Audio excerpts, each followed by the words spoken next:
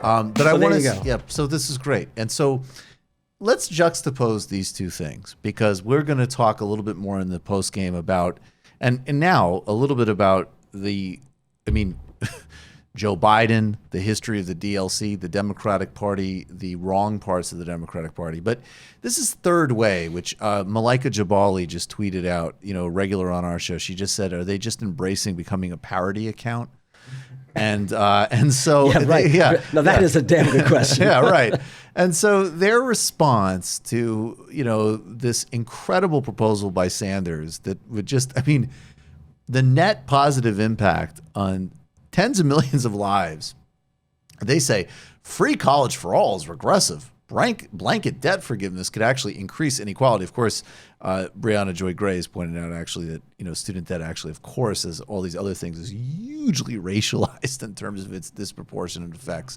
I want to couple this tweet though with this sound, because John Hickenlooper, we won't even play what Hickenlooper said. He's irrelevant. He's a joke. But what was wonderful was that Hickenlooper tweeted some nonsense about socialism to the Bernie Sanders account. And again, following the Harvey Kaye lead, I don't know if you saw this. This is what the Bernie account tweeted back at him, this clip. I want you to juxtapose this with the Third Way of today. Let me warn you, and let me warn the nation against the smooth evasion that says, of course we believe these things. We believe in social security. We believe in work for the unemployed. We believe in saving homes. Cross our hearts and hope to die. We believe in all these things.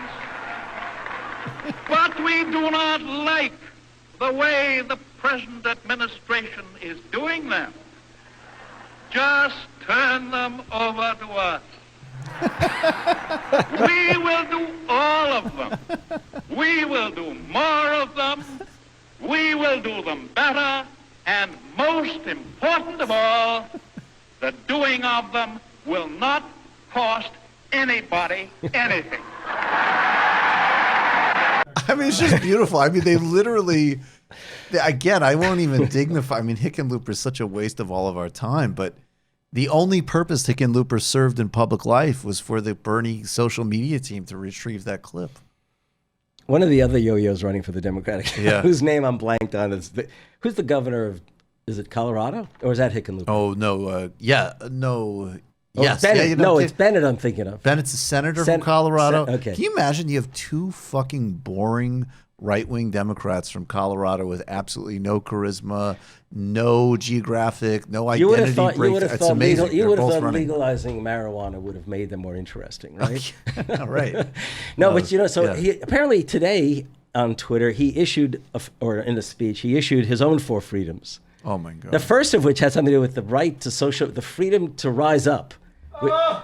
Which as in upward mobility, not like rise up. Right, but, I understand. Yeah, I can't even remember the others, meritocracy right, lie. Absolutely. Well, so then maybe actually can you though, because actually that, we roll our eyes at it, but that's the central organizing theology of Carter, Dukakis, Clinton, Obama. Not to mention a really odious figure like Joe Biden. If you carry it through, look, one after the other, right? Yes. So you can go Carter, even Mondale, people, Mondale was running an austerity budget on middle and lower income tax increases. How is it? This is going to fight the vicious assault on working people in the Reagan era? Right. Dukakis as a candidate. Right. And then Clinton, correct? And then, who do we have in, Gore, Al Gore. Now, if you follow that all the way through, what you've got basically is, in the Carter case, what we call the New Democrats, capital N, capital D, right? Then you go, in the wake of it, in 1984, the creation of the DLC, the Democratic Leadership Council, right?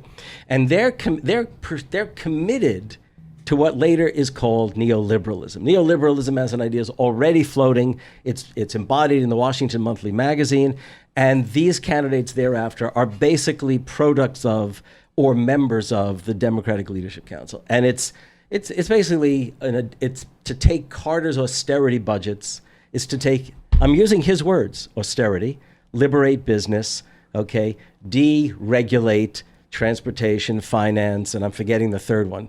But it's this constant drumbeat. Remember, I may be the only one who was alive at the time, but this begins in 1978. That's 40 years ago. And for 40 years, the Democratic Party has pursued that kind of politics and policies and programs. And in fact, it haunts the Democratic Party. Because whatever Obama may or may not have been able to become, the fact is, with Biden as his vice president, and I'm pretty sure it was Biden who encouraged him to put everything on the table when it became necessary to negotiate with the Republicans. Talk about that story. This is very important. Okay. There's so many things rightly to attack Biden on. If you care about civil rights, foreign policy, women's rights, corporate issues, everything he's bad on. But one thing that gets less attention is that in 2010, 2011, the Obama administration, under the strategic guidance of Joe Biden, that's right, puts massive cuts in Social Security and Medicare on the table. On the table. The only reason it doesn't go through is because Republicans are so fanatical. They won't accept the 75% win. Right. They will not give Obama any kind of victory, even when it would be a victory that would put him in the toilet with the rest of the Democratic base. Right. Yeah. And this is Joe Biden's And this is Joe Biden's encouragement. Right. And to imagine, in the wake of the Hillary Clinton fiasco, that the Democratic, the Democratic power base, the money power, basically. The people colluded, the people sitting around in rooms strategizing ways to destroy Bernie Sanders. Yep. Money power, the columnists in the New York Times and elsewhere, who are so eager to marginalize Bernie Sanders, to efface him from the campaign. And why? Because 2016 scared them. Really did scare them. If there had not been a Clinton machine, Bernie Sanders might well have won the Democratic nomination. And we wouldn't have gotten through the nightmare of the past 2 years of the Trump administration. Right now, we'd be talking about whether or not we really do want to pursue every one of Bernie's plans, as opposed to talking about how the fuck do we get out of this mess? As opposed to torturing children being a regular part of our news cycle. Right. Every single day, another atrocity is reported. I want to revisit that. We had a fascinating conversation the first time you came on the appropriate use of the word fascism. Oh, yeah. And, I think we all sort of settled on barbarism. I mean, I'm a strong defender of the use of the word concentration camps, because that is literally what they are. No, absolutely. There's a difference between concentration camps and death camps. Precisely. Right. Yeah. And people are getting, and this is what they are. The dictionary definition includes in categories. One category is refugees. I mean, this is what they're doing. Yeah, right. So you were raising the question of, is this fascism or not? No. Yeah, I mean, I don't need to spend that much time on it, but I feel very comfortable using that word. I don't yet. You don't yet. I don't yet. And the reason, I understand why it would feel good to use it. Yeah. And I think I have along the way. I think you have. I've seen you. Yes. All right. But it's the case that we'll know when fascism hits us. You and I will not be sitting here talking about it. True. Okay, True. That's my point. True. I just think there's fascists that exist and there's authoritarians. Robert Paxton, who has the book The Anatomy of Fascism, makes a distinction between authoritarians and fascists.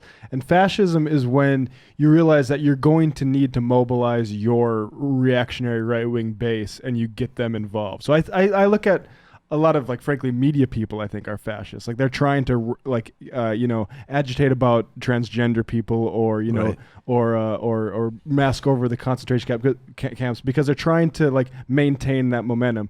And then you also have, I think, the Republicans are maybe more. I think they're fascist sympathetic, but I think they're more authoritarian. They'd rather not deal with the sort of demos, even if it is reactionary, than some of the more fascists are. Well, it's an interesting question, just really quickly, though, because if it's not until it's implemented. So, because I just want to say, just to introduce briefly, okay, Trump's an authoritarian, that's undoubted. The Republican Party's authoritarian. But then in Brazil, Bolsonaro is literally, he served as a young man in the regime that they coined the term neo-fascism for.